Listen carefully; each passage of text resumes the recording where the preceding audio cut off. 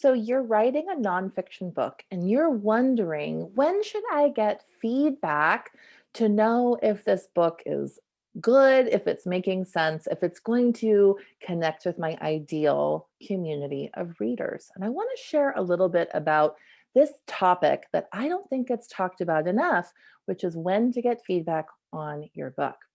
So you are writing this book not for yourself necessarily, but to help other people. So it's natural to think that you need to get a lot of feedback to make sure that you're doing it right or that it's making sense. But I actually want to caution you against getting too much feedback or getting feedback at the wrong point in the creative process.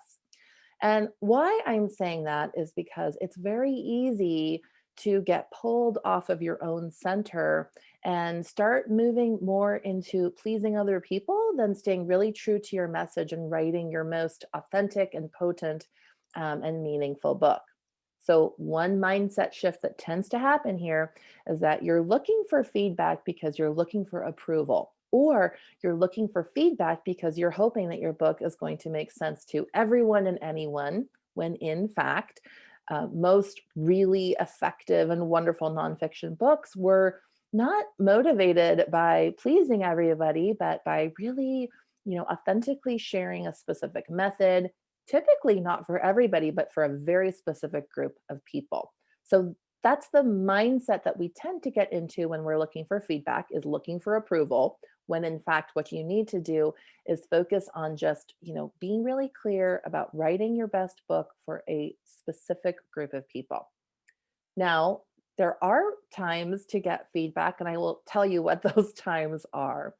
So, when you're going to get feedback from someone else, I want you to keep these few things in mind. The first, you need to be feeling confident about the progress of your book when you're asking for feedback. You don't want to be asking for feedback when you're feeling really unsure and uncertain. That's actually usually the worst time to get feedback on the specific book. Like, showing the actual book to other people when you're feeling uncertain is typically not helpful. So, you want to be feeling confident about the book when you're getting feedback from people who are reading the whole book.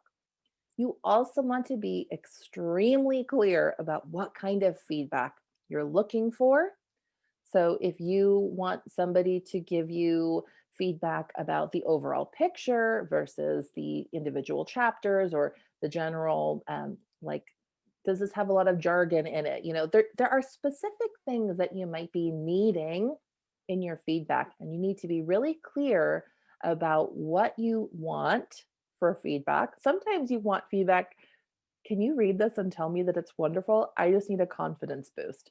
And you need to tell the other person that's what you're looking for, so they can give you that feedback, or so they can say, I can't do that for you. And then you find somebody who can. So that is really important when you're getting feedback, is to be really specific and clear. You also want to show your book to encouraging and supportive people. Sometimes there is this subconscious thing we do of sharing our work with somebody that we maybe kind of know is going to give negative feedback.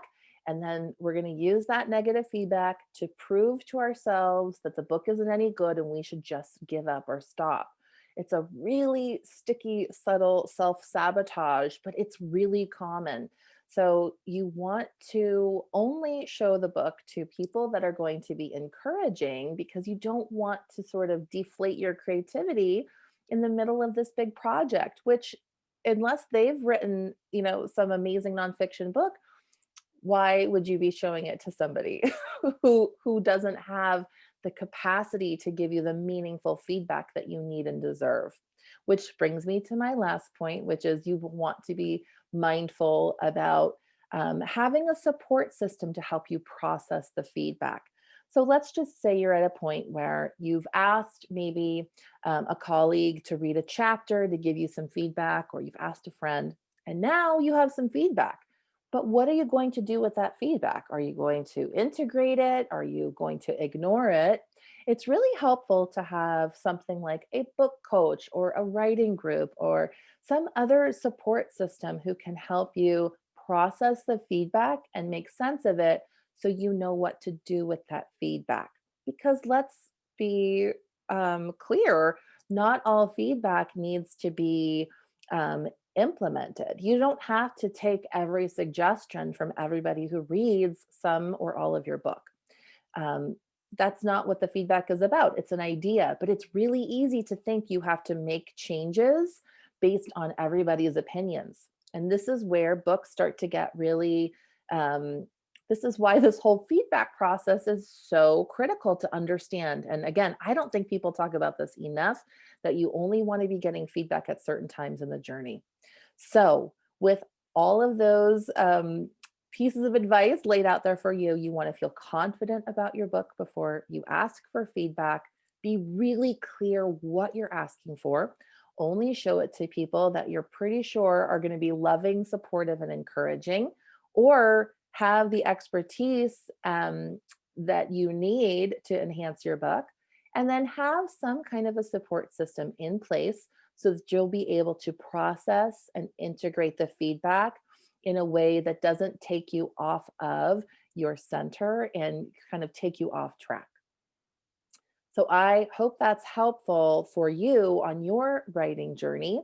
Who am I? Leah Kent. I am a book coach. I'm also a writing group facilitator. So somebody who helps people process feedback so that they can write their best books. So I love helping entrepreneurs, creatives, people just like you to write and publish their nonfiction books that share their message, get their voice in the world, and establish thought leadership and expertise in your field.